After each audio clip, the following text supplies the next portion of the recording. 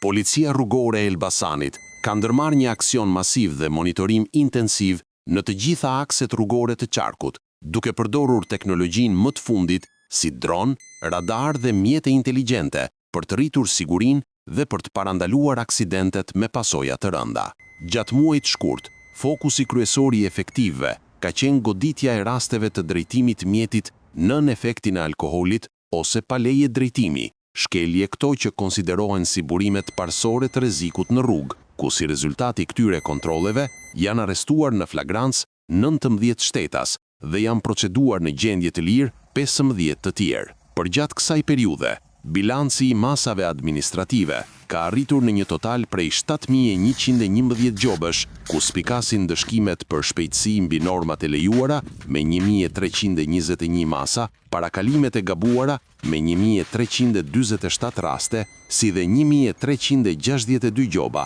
për drejtuesit që nuk kanë vendosur rripin e sigurimit. Përveç këtyre shkeljeve, vëmendje u është kushtuar edhe detajeve të tjera që cenojnë sigurin apo rregulloren rrugore, duke ndëshkuar 654 drejtues mjetesh për përdorim të celularit gjatë timonit, 365 raste për përdorim të alkoolit, si dhe 354 masa për xhama të zinj në kundërshtim me ligjin. Kontrollet e rrepta kanë vijuar edhe për drejtuesit e motomjeteve, ku janë regjistruar 324 masa për mos vendosje të kaskës mbrojtëse, ndërsa pjesa tjetër e penaliteteve lidhet me ndalime të gabuara dhe shkelje të ndryshme të kodit rrugor.